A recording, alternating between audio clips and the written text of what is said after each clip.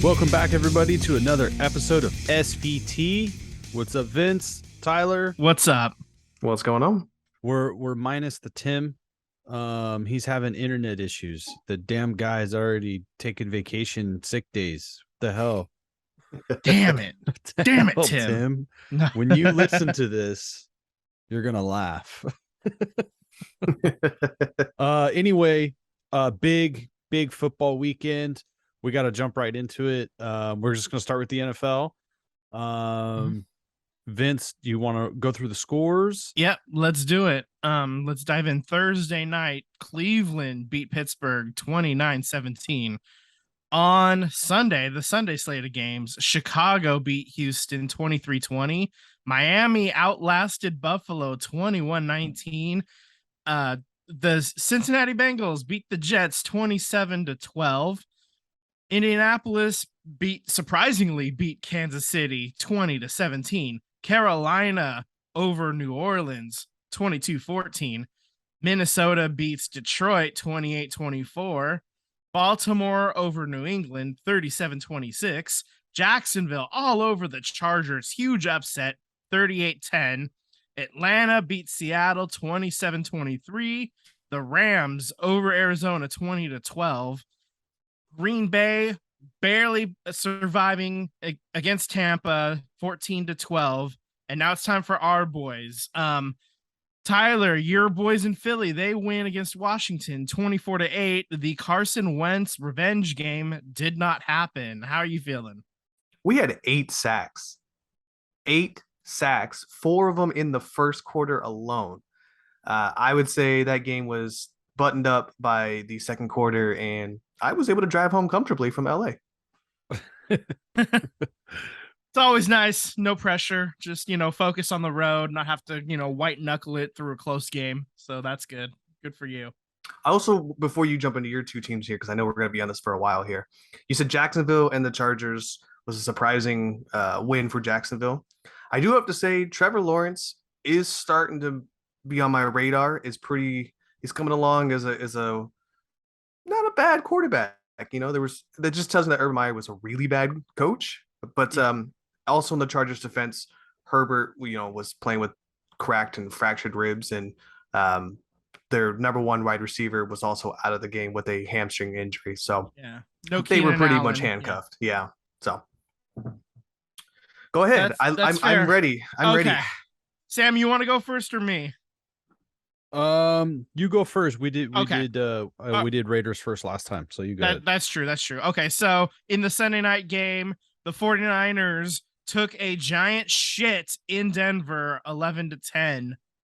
Really weird score. It's only the second time that's ever happened. All of the things that I was worried about when Jimmy Garoppolo took over, they all came into fruition in one evil, swirling, chaotic cloud of hate and despair.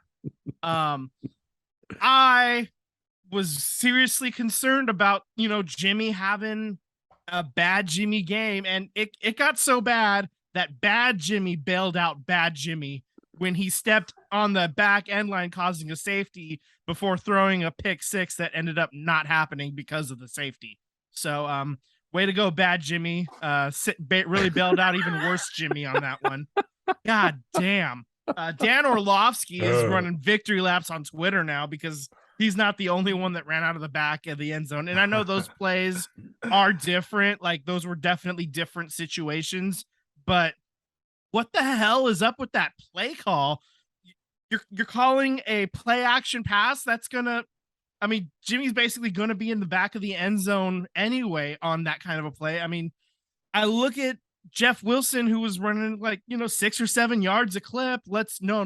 We're not going to hand off the ball there. Good God forbid you get the ball into a really talented player's hands when he's hot. God. The whole game plan, that first drive looked great. And then after that, we got just one field goal the rest of the time. And Russell Wilson does it a fucking again to my Niners. And God, I hate that guy with the most respect. Fuck you, good sir. I don't know how else to say that. Like, that's how I feel about Russell Wilson. You know, Um, this 49ers game reminded me a lot of the Raiders game last week. That defense came out ready to play. They were stout, and then it just all came off the wheels. You know, the defense was out there for way too long. The offense wasn't out there for long enough. You know, Trent being hurt is a big blow to you guys, but in reality, like it kind of almost mirrored exactly what the Raiders did last week.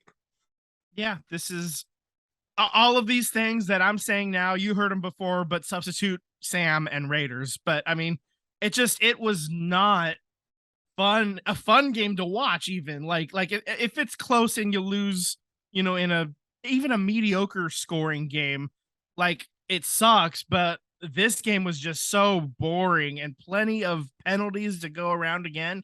That was the same issue in week 1.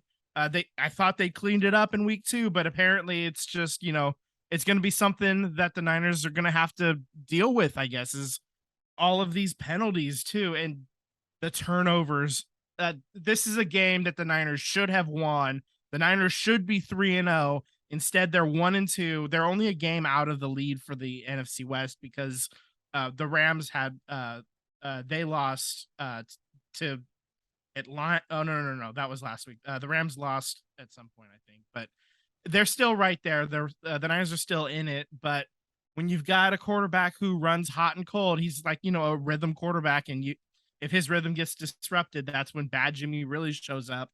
This is We say it's Jimmy G and then Happy Feet Jimmy G, and Happy Feet Jimmy G showed up today, or at least last night.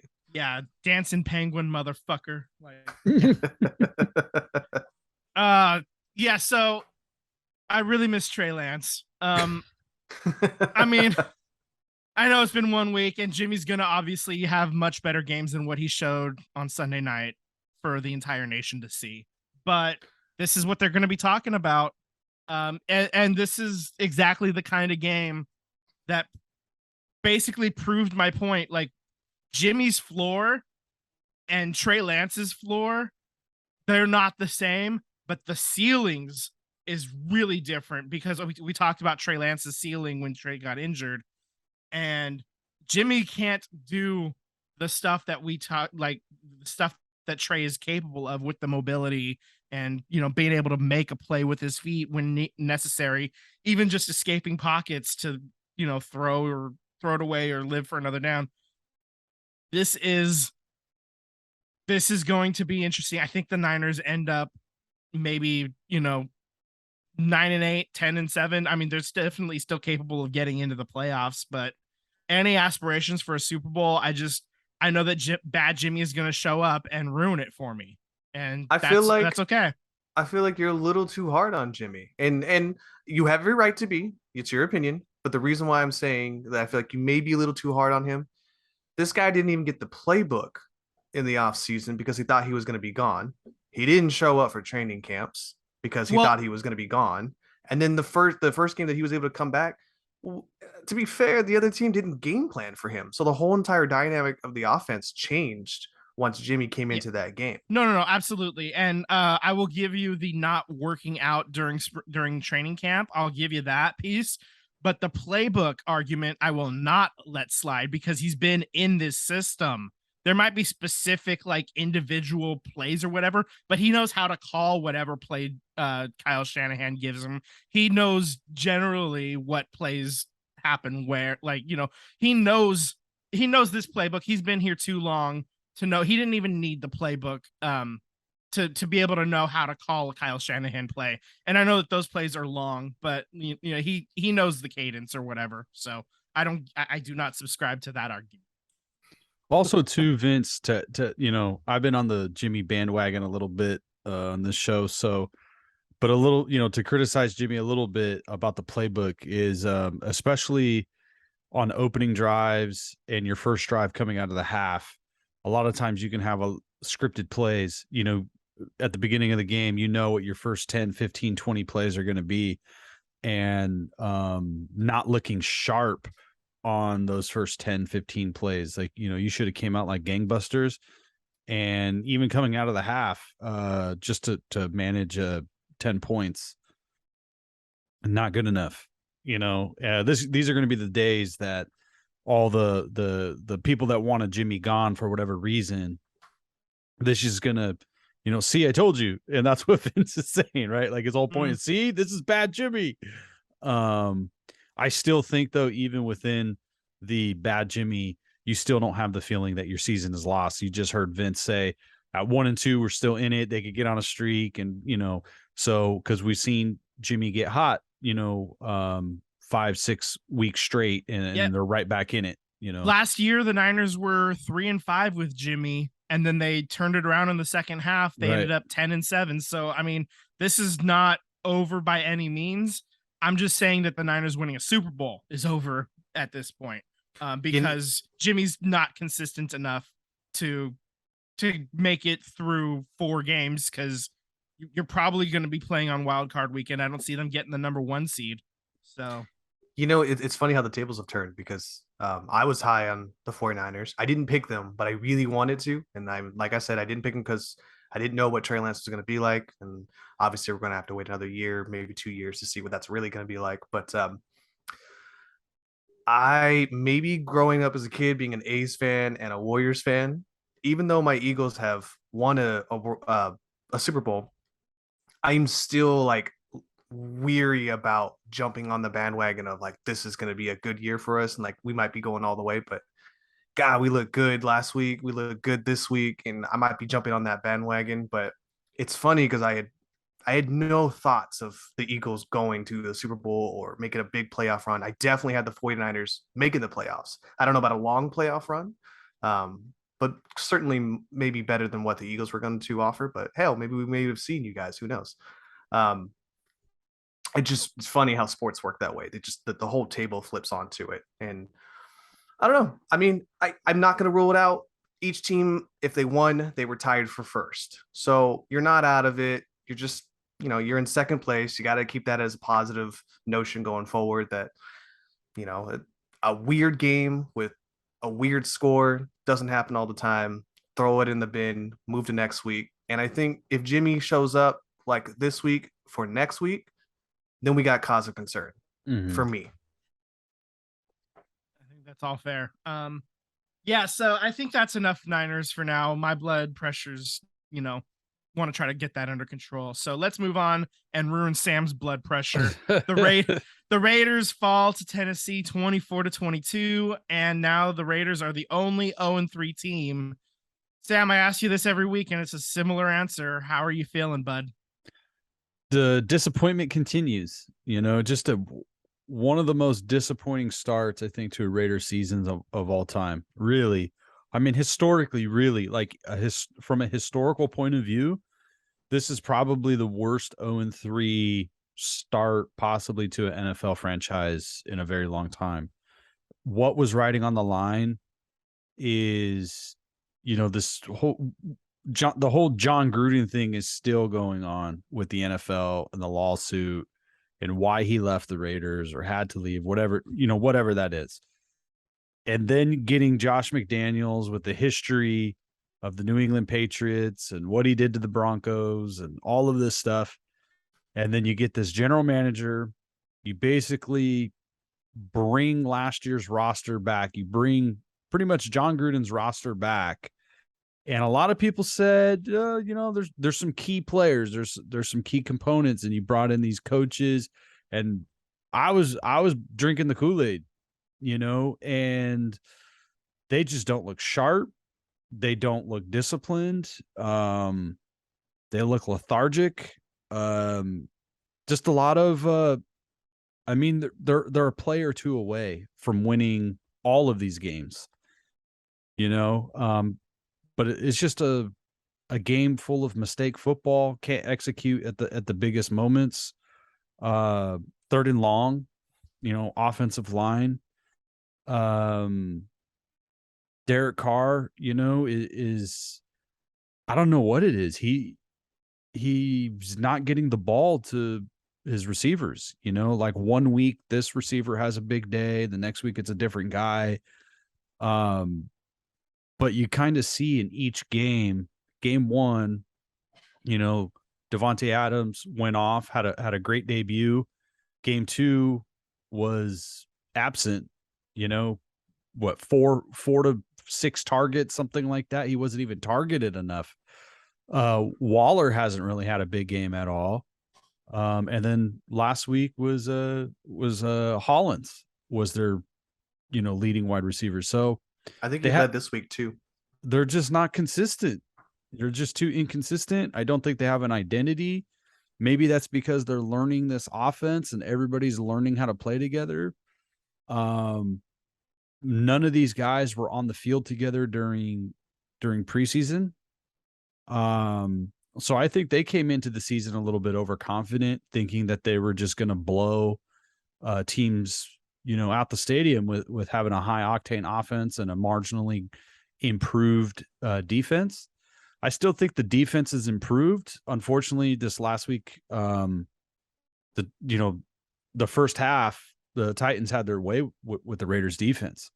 The silver lining there is the defense played pretty damn well in the second half. They, Titans didn't score.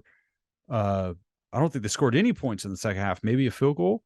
The Raiders came back and they missed it by a 2-point conversion. So, in the second half, they showed they can rally a little bit in the fourth quarter, but they couldn't get it done on that 2-point conversion. So, their playoff hopes. Tennessee did not score in the second half. Yeah. So, I mean, the defense played out in the second half. I do think the defense is much improved, but the offense is really, to me, it's really why they're 0-3 is the offense. Too many third and longs, giving up sacks, poor execution, penalties. And now I think with your defense just being on the field, for so long, that's an Achilles heel that this team is dealing with now. The Raiders are not dominating in time of possession. So their defense is getting gassed. So it's just disappointing. And then just the stadium, the brand you're trying to build in Las Vegas. You go out and get the number one wide receiver. You get a defensive end opposite Crosby. You make a good trade and get Rock Ya-Sin, who's been playing really well for the Raiders. So they are much improved. But the offense just does not look sharp. It doesn't have an identity. It just looks, it looks flawed. It does. And I think, where do you draw the line and say this is the offensive coordinator's ability and Derek Carr's ability? I mean, right now, the benefit of the doubt is going to go to coaching, right? Because they just came in. And we, as Raider fans, we kind of seen this Derek Carr. Like we've seen him be hesitant. Week 1, he was saying he was too aggressive. He's got to be more conservative. And then, the past 2 weeks or week 2, he wasn't very aggressive. So he's in between. He's high and low. I think he's a good quarterback, but I think he also suffers same thing from Jimmy Garoppolo. Like, is he going to be good enough to get it done at the biggest moments? And I think that's kind of the concern with a lot of Raiders fans is this guy going to be the guy that can get it done? We know he leads the Raiders, and I think the NFL in like fourth quarter, comebacks since his tenure and time in the league. But with all the passing yards, with all the stuff, all the records that he set with the Raiders and the fourth quarter comebacks, he's he's only got to be to the playoffs once, and he got smoked by a rookie quarterback. Yeah, I know they don't go head to head, but that's how these games are judged. Breaking news. Well, somewhat breaking news. Dak Prescott could return next week after getting stitches removed out of his thumb for the Cowboys. Yeah, they are rushing him. Yeah, that's way too fast, in my opinion. Yeah, I mean, they're living the Cooper Rush life right now, and I mean, as I just I checked a couple minutes ago over my shoulder, I have the game on in the background, and they're up 3-0, but it's still way too early, and Cooper Rush is way too not good enough to get them into the playoffs in any meaningful way. So they really What's need really- Dak Prescott. What's really interesting about this football season already is just the talk of backup quarterbacks. I don't think we've ever talked about more backup quarterbacks ever this early in the season. At least I can't remember. Correction, it's 3-3. But yeah, you're right. Back to the backup quarterbacks. Because I don't have much else to say about the Raiders. So just jumping backwards to Thursday night football, what I really enjoyed about this game was like the battle of like a backup quarterback. Pittsburgh, I was texting you guys a little bit. Pittsburgh has Mitch Trubisky, and he's been playing okay, but he's kind of like was a backup last year, and he's trying to become a starter again in Pittsburgh. He has the reins right now, but those reins are short. They might go to the rookie. Like they might just give the rookie the reps if they fall out of it or feel like they got a better chance to win. They might go to the rookie. So, he might be battling to be a backup or a starter right now. So, and then on the Cleveland Browns, what was really interesting was Jacoby Brissett, he's the backup. They started this season with him as the backup because of the whole Deshaun Watson situation. So I just thought Thursday Night Football was a really entertaining game because of all the drama of the quarterback situation and Mike Tomlin not having a losing season. The Cleveland Browns, they get this big name quarterback, and if Brissett can keep them competitive, keep them 500, and you get Watson back, like that's what Cleveland is trying to do. I'm not in support of Cleveland. I'm just saying for them to win and make the playoffs, like that's what they're banking on. And they won the game. They're 2-1. They have Nick Chubb. Amari Cooper looks good. I know that's gotta hurt. It really it doesn't hurt as a fan. It's more or less like going back, John Gruden got rid of a lot of players, and it just really makes you wonder, what was really going on inside that building or what was going on in his personal opinions. Where, I don't know. I don't want to assume anything because you start getting with like race and, assuming I'm speculating, but, getting rid of Amari Cooper, there was Rodney Hudson didn't want to play for John Gruden almost immediately. So they got rid of him, and he was a Pro Bowl center.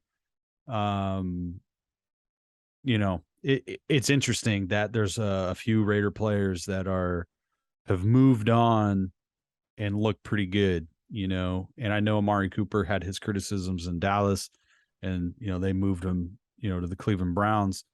But I think having Amari Cooper as your number 2, number 3, that's a hell of an option. That's a guy to get the ball to. He's still an explosive player. He may not be a game wrecker.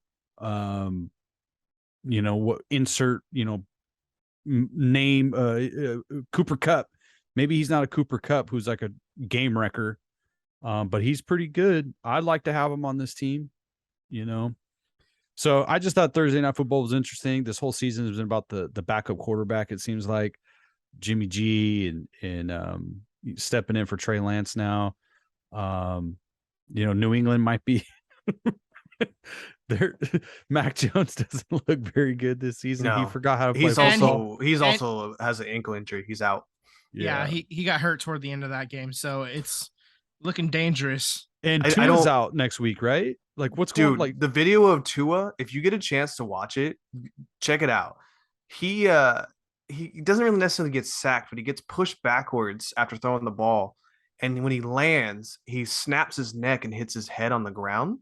He gets up like 2 seconds later, and it looked like a boxer taking the KO punch. Like he is wobbly. Yeah. And then the scary part is he stayed in the game. So now the Miami Dolphins are under investigation to see if they did not follow concussion protocol like they're supposed to. Right. Yeah. The official story from Miami on that note was that the wobble happened because he got like a tweak in his back or something. And Yeah, so I don't know. Man. that's no. I'm not saying that I agree with that. That's what they're saying. That's what they're saying. So that's I mean, I would say it too as an organization if I knew I fucked up, but yeah. I mean, no way. We'll see. I mean, I agree So with now you. their backup quarterback is going to get a start. Yeah. Yeah, now they're wishing they had what's his name with the big old Jacoby beard. Brisket. No. Fitzmagic. Fitzmagic. Yeah. No, I do want to point. I don't want to dwell on this too long because we've been on NFL for quite some time here. But Pickens had one of the most amazing catches I have ever seen in that great. Thursday night football. He went full Odell Beckham. Yeah. But not to be outdone, Devontae Smith also had an amazing catch. If you get a chance to watch that one, jumped about 5 feet in the air, twisted his body around, and landed on his back and caught the ball. Don't know how he did it. It was the most impressive thing I've ever seen. Definitely doesn't. I think break what Pickens did. That was an amazing catch, but definitely catch of the year for right now. All right. So I think that pretty much does it for our main NFL talk. I have one quick NFL note, though, to mention. The NFL is revamping the Pro Bowl again. And so what they're doing is they're getting rid of the tackle part. They're just going to play flag football, and they're calling it the Pro Bowl games. So there will be a bunch of competitions of some kind throughout the week instead of making the guys go out there and pretend to play tackle football. So, oh boy, the worst all-star game of the major sports gets a little bit worse in my opinion. I already was not going to watch this game, but now I'm going to actively make sure that other people don't watch this game. Yeah, just a terrible idea. It's a joke. It's boring. It's very boring. But again, we've talked about it ourselves. Like, what could they do to make it more entertaining? In reality, we didn't come up with anything really better. So I don't know. Yeah. Good luck. I don't get paid to do what they do to figure it out, but that certainly isn't a winner in my books. I think it's just TV contracts at this point. The only reason why they have anything at all is because of the TV contract with ESPN or whatever. Yeah. Otherwise, I think the NFL would be happy to just have a list of guys saying, here are the guys that are getting bonuses, because in their contracts, they stipulate if you make a Pro Bowl, you get a bonus. So that's what I think they should do. But here we are. That Miami game I'm seeing on TV right now also had the punter kick the ball into his own lineman's ass. We had the butt punt. And then Mark Sanchez was like, stay in your lane, bud. So all these guys that made fuck ups a decade ago, they at least have a sense of humor about it. So, good on them. I love it.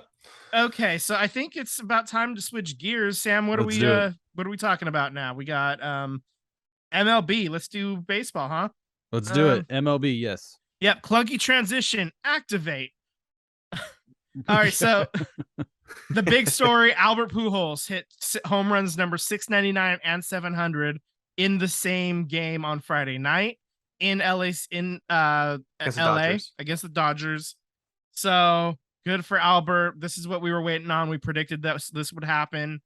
I didn't expect it to happen in the same game, but it's very exciting, and I'm very happy for Albert Pujols. He's retiring after this now, right? I would think so. I mean, I don't know, unless somebody wants to have a guy hang out for, play 60 games maybe next year. I would love to see him get ahead of Babe Ruth, get to 715, but I don't know that. I don't know that any team is going to want to sign a 42-year-old guy that's only going to be able to hit for half the games. I don't know, man. Yeah, I would assume he's going to retire. But speaking of retirement, too, Stephen Vogt is also announcing his retirement. Yeah. So, A's legend. Yeah. That's the only foul ball I ever caught was in Seattle, and it came off the bat of Stephen Vogt.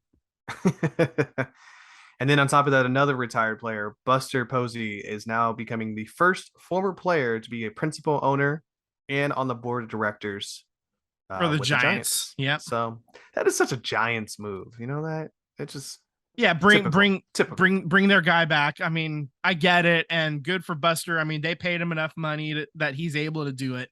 Him and that Toyota money, man. Yeah. Oh yeah, I forgot all about that. Yeah. So good for Buster.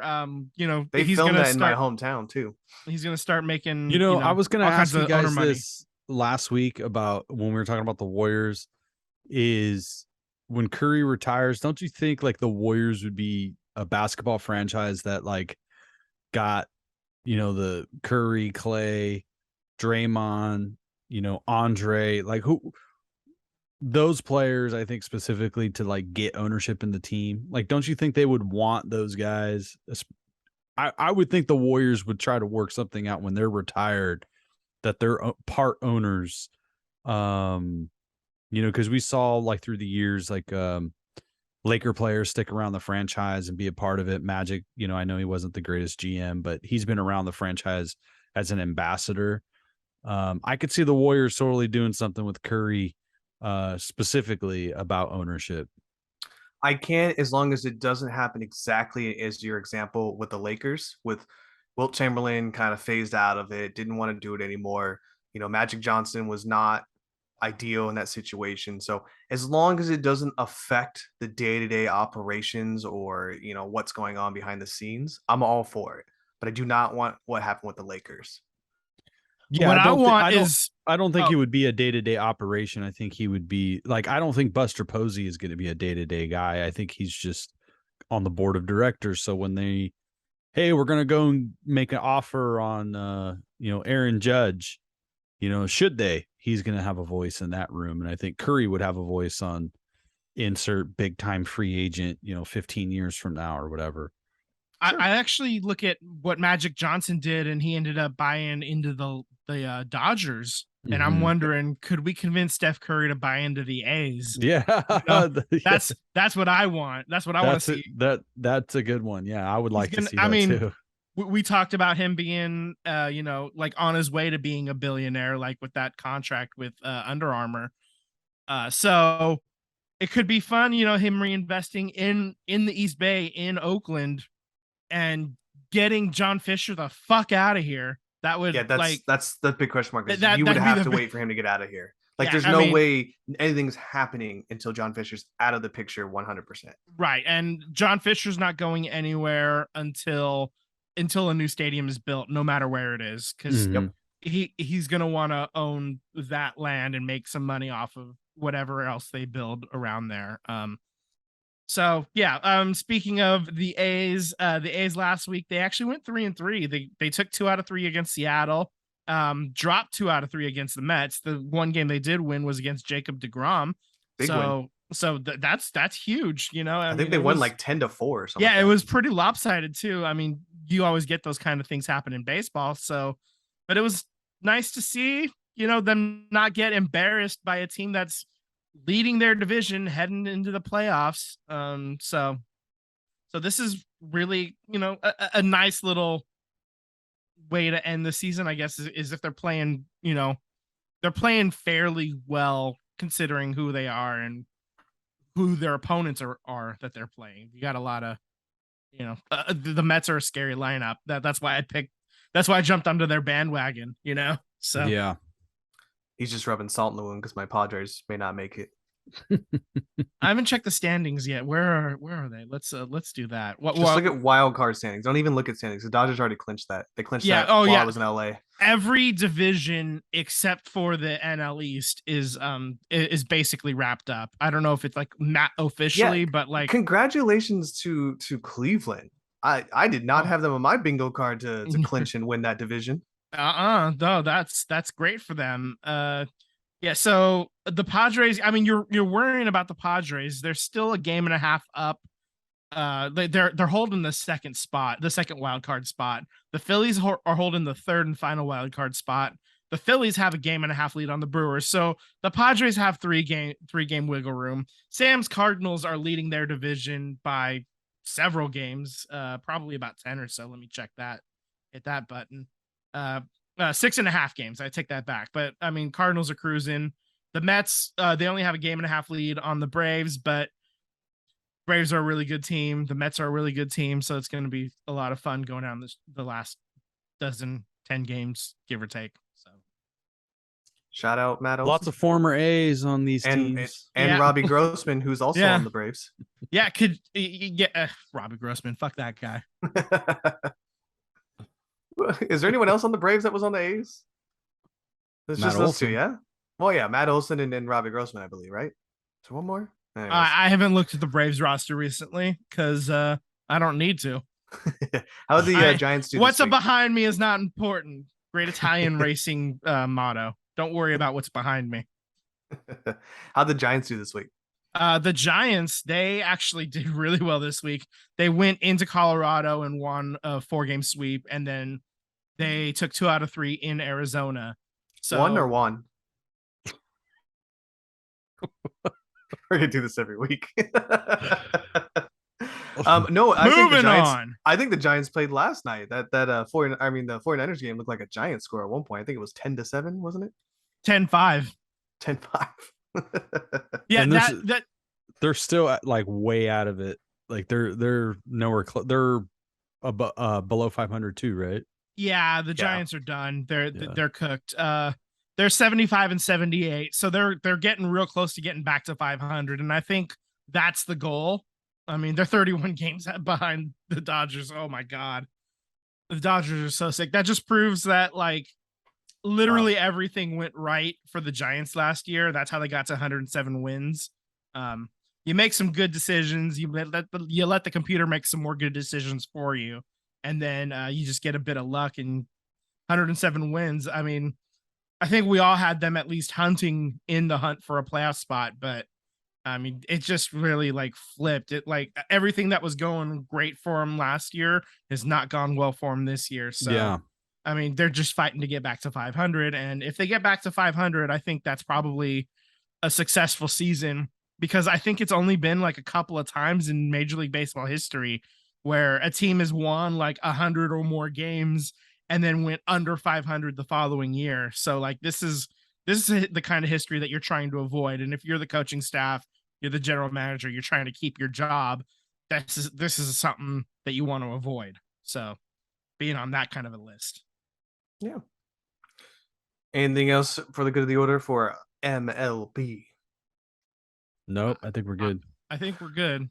All right. Well, I want to talk about the controversy of moving on from how well the Giants and how everything went right to how it's not going right to now the Suns, where everything was going right for them, is not going right for the Suns anymore. And Robert Sarver is now selling his ownership of not only the Phoenix Suns, but also the Phoenix Mercury, the WNBA team. As he should. Yeah, absolutely. 100%.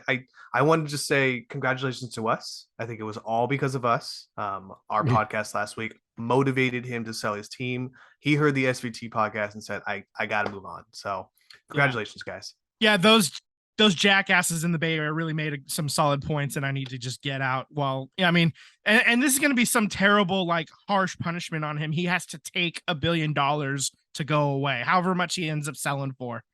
He's gonna get a couple billion out of this. So Yeah.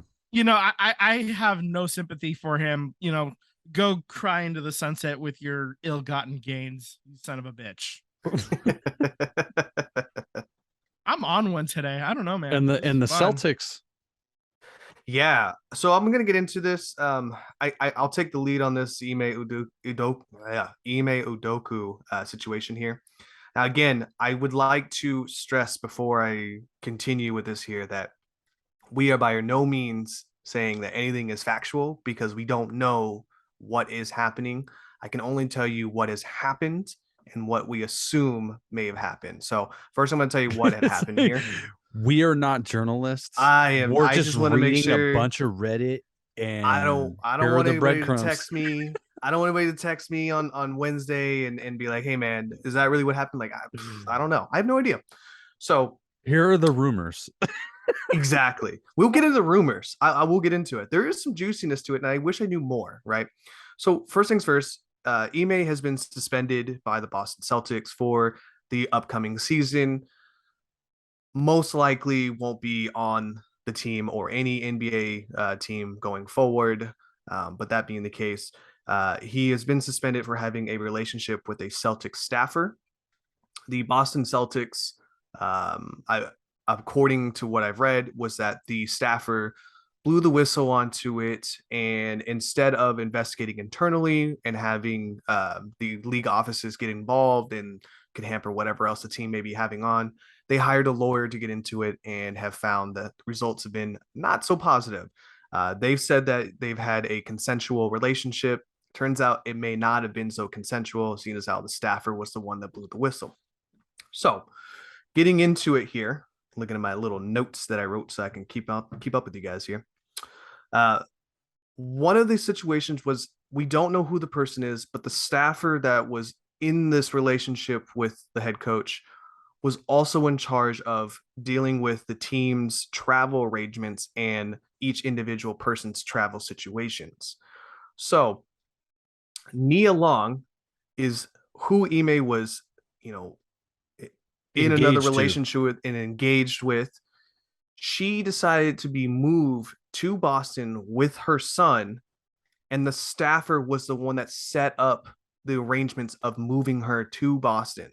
Now, I don't know. Now, this is where we get into the speculations and everything of that nature, because that's all we have given to us pertinent from information. We don't know if that movement is what caused the staffer to blow the whistle because she realized that Ime is obviously cheating on her, or if that situation blew up because Ime's inappropriate comments to the staffer helped her also blow the whistle. So we don't know, but that's the kind of the situation of where we're at. Was it the staffer saying it, or is it because the staffer realized that there's another woman in the picture? Blow the whistle. Woo, woo, woo, woo. Blow the whistle. I think I'm really intrigued to hear more of this story. I obviously we're not going to find anything out until a case has been settled and things of that nature, and we still may not find everything out about it, but it's very intriguing. It's not very often that you get something like this happen in a sporting operation field, unlike Brett Favre, who decides to show his micro penis to everyone. Yeah, man. That's right. Let's just rip that son of a bitch while we're at it. Yeah, this whole situation, obviously we're going to end up knowing pretty much all of the details at some point, because this is, I'm going to say it in a disgusting way, it's too juicy, like this story has a lot of moving parts and everybody really wants to know. So sooner or later, the truth will come out and we'll know, all the fun little nooks and crannies of the details. So, and I'll be at here this point, at this point, we're just gonna, heat up some popcorn in the microwave and sit back and just let the press do their job, so that way we can make our silly little jokes here on this podcast for you lovely listeners that we appreciate. Email us svtsportspod@gmail.com. Yeah, that's all I got on that. Let's get into some more positive news. The World Cup is coming up soon, and I feel like someone's got some notes on the World Cup, or at least games leading up to it. Yeah, so just on a whim, I was watching the World Cup not qualifying because the United States already qualified, but World Cup tune-up games. So the U.S. men's national team dropped their last game 2-0 to Japan. It was on Friday morning in Dusseldorf in Germany. So really a neutral site. Japan, US playing in Germany. That's fun. So the US men's national team is struggling. They've only had 1 win and 2 draws in their last 6 games versus World Cup qualifying teams. But they may have found who's going to be the goalie for the tournament. So I was watching this game, and Matt Turner is his name. He made some really quality saves, and if they can figure out how to play in front of him a little bit, maybe US will have a chance. Because if you got a goalie, that's half the battle right there. So he looked great, and sometimes the balls will sneak by you, and that's not the goalie's fault. But here we are. It's World Cup qualifying time. We're almost there. We're about 6-ish weeks away from games playing that matter. This is exciting. This is the time. Yeah, I can't wait to go to a pub with you guys and watch an actual, like a proper pub it's obviously for football related reasons. That's the English football version. Yeah. It'll be breakfast. I really want to watch that. It'll be breakfast pub, like get like a brunch buffet or something, it'll be good. I'm totally into that. I also hear that they're putting in, the number 1 starters for this game against Saudi Arabia, just because they're struggling and they want to just get everyone out there that probably shouldn't be, but just get them out there so they can get an idea of what we're looking at. Yeah, this is you got to get right at least a little bit. You want to be playing well going in, and this is their last match coming up against Saudi Arabia before the World Cup starts. So this is your last chance to get the starters in, get them playing together, get them feeling a little bit more comfortable, a little bit more on the same page. That's all I'm really looking for. If it ends up being a 2-2 draw or something, I'll take that, because I'd rather them, play together and start looking better. And if they end up losing to Saudi Arabia, this is alarm bells going off for me, at least. I can't wait. I had a great time last time the World Cup came around. Last time, yeah. I was trying to think of make sure we weren't in COVID. No, we definitely were not in COVID. The problem is coaching. They need to hire Ted Lasso. That's right. I just watched Ted Lasso for the first time through, and oh my God, welcome. I love it. I'm like, I actually asked my wife if she's like what percent of Roy Kent I am, and she said you're like 86% Roy Kent, dude. And I was like, yeah, that tracks. That fucking tracks. All now right. we got to get you to watch Wrexham. Wrexham's been so popular that out of, I guess they ran a Nielsen's TV report here. Out of all the shows being watched currently, it is second behind the new Game of Thrones series as the most watched series. So yeah, it's actually Wrexham's really damn good. Yeah, it's on my to-do list. I haven't had a chance yet, but it's definitely something that I'm aware of, and I will be watching at some point very soon. And you're caught up on Ted? You're caught up? I'm all caught up. I mean, season 3 Okay. won't be released for another couple of months at least. On the bright side. So like, But Wrexham's gotten so popular that their jersey sales this year alone, or I guess this season alone, has been £366,000, which is just shy of $400,000. Last year's jersey sales was £52,000. So Jesus Woo. Christ. I don't know what to say, man, but It's about that ownership caring about their product, baby. yes, yeah, right. man. Look at that. They do, and I think that's really impressive. I think that's one of the best things about that show is that Rob McElhenney is really caring about this team and making sure that they give back to the community of Wrexham. So check it out if you haven't, guys. Give it a shot. FX. I'm Hulu. hyped. Yeah, this is great. So you got anything else for us, Vince, on these extra points? No, not yet, not right now. I will say that we are gonna do. I am gonna do a breakdown of gambling props 26 and 27 in California soon. I haven't had a chance to read through the entire thing yet. I just got my little mailer with all the information on it, and there's a lot to go through because these two props are basically competing against each other, and if they both win, then it'll go to the courts to figure out which one will take precedence. And if they both lose, it's not going to matter. But if one wins and one loses, then that'll obviously take over the land. I did check some polling, and it looked like 27 was actually down big. 26 was also down, but not nearly as big. So remind me, 26 is Is, online uh, gambling? yeah, like No- Indian bingo yeah, casinos. it's at the casinos and at like horse race tracks is where 26 is. 27 is the online gambling one. Got it. So there's a lot to go through, and just my first like hunch is I don't know that either of them is perfect. I want something in the middle of these two combined into one. I think is probably the solution that I would look for personally, because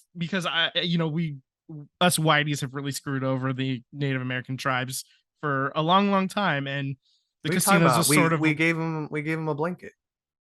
Totally. Yeah, Gave 'em that's a exactly what trail happened. to walk on. Yeah, it was a nice little evenly paved path in the 1800s, right? Yeah. No, it's God. So there's a whole lot of other stuff to go in there, and we'll see what happens when it shakes out. So yeah, that's all I got, gentlemen. How about you guys?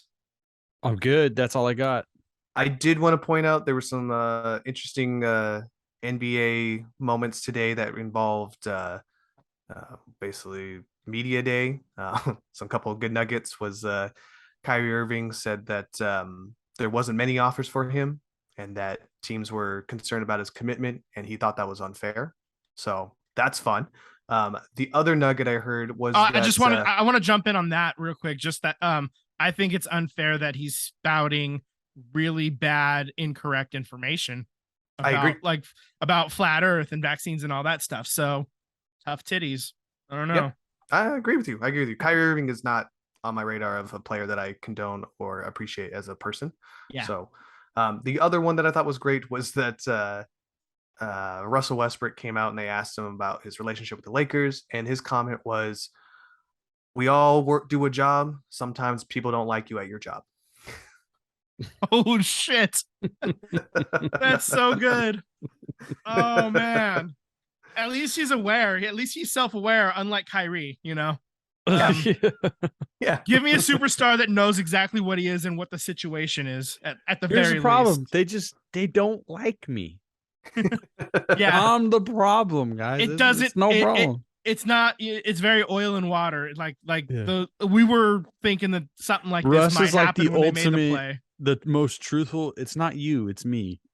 Yeah. I appreciate the honesty that Russell. This has grown to be an appreciation because he has kind of been an annoying player to me, but as a person, he's handled this exceptionally well. And yeah, man, I'm gaining a lot of respect for him in this aspect. Yeah. He don't Uh, want to be there. No, he doesn't, but he doesn't have And- a choice either. Yeah. I mean, no team's gonna pick up that contract. At least no team that is managed properly is gonna pick up that contract. So they're stuck together, and so Yeah. we're gonna see how it plays out. And if the Lakers are able to get out of it, I'll be shocked. But you know, I've seen weirder things happen before. So Cool. All right, gentlemen, I'm going to watch the Cowboys and Giants and see how this affects my team, which I need the Giants to lose to give my team a little bit of breathing room. So fair. you guys have a wonderful night and enjoy your dinner. All right. Make sure you follow us on social media, SVT Sports Pod on Instagram and Twitter. As I said earlier, email us svtsportspod@gmail.com and check us out on YouTube. We're on YouTube now. This is awesome. We've got our fun little squiggly lines anytime we say something. It's very active and bright, and it's a lot of fun. So Like check us literally active. Yeah. Subscribe, smash the subscribe button, slide into our DMs, all that fun little things that I like to say. All right, gentlemen, you guys have a good night. Good night. Good night.